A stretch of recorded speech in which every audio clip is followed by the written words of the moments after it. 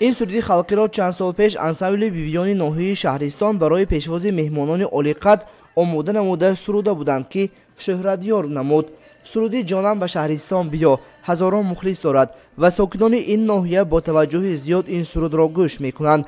انسامبل بیبیان چند سال قبل با دستور و سپارش های اساسگذار صلح و وحدت ملی پیشوای ملت محترم امامی رحمان در ناحیه شهرستان به فعالیت شروع نمود.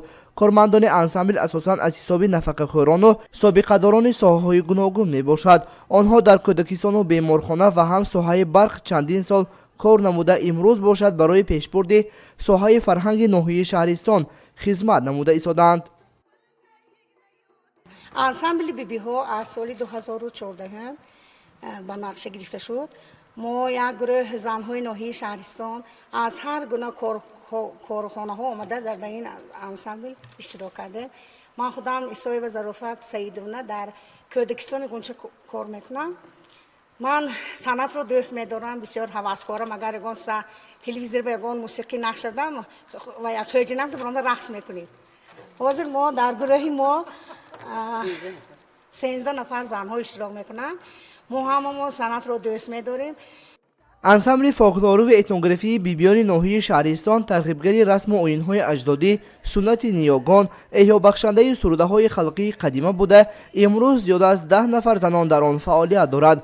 انسامبل فولکلوری و اتنوگرافی بیبیان ناحیه شهرستان در قصر فرهنگ ناحیه فعالیت کسبی می‌نمایند. لیک از این حساب کارمندان انسامبل معاش نمیگیرند، خود فعالیت میباشند. در این قصر یگانه این انسامبل فرهنگی می باشد که مشق و تمرین و فعالیت میبرند. در شهرستان دیگر انسامبل کسبی فعالیت نمی نماید. این زنها روزهای معین برای آمادگی به یگان چاره‌بینی به قصر می آیند و در همه جشنواره‌ها اشتراک می کنند.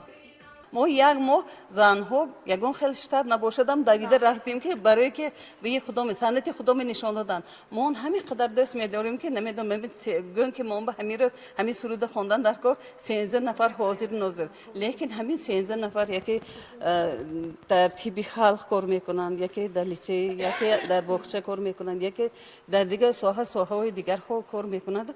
همه شوقمند همین خلق خودش به جلب کرده میچخیل که یک خوشروی انسان که این پرتافته هم نمیشد. با از طرف دیگر مادری من انسامبل فولکلوری گروهی همین بیبی ها به وقتهای اول اشتراک کرده بودن. بعد از گذشتن اون کس من کاری اون کس رو دوام دادن خواستم.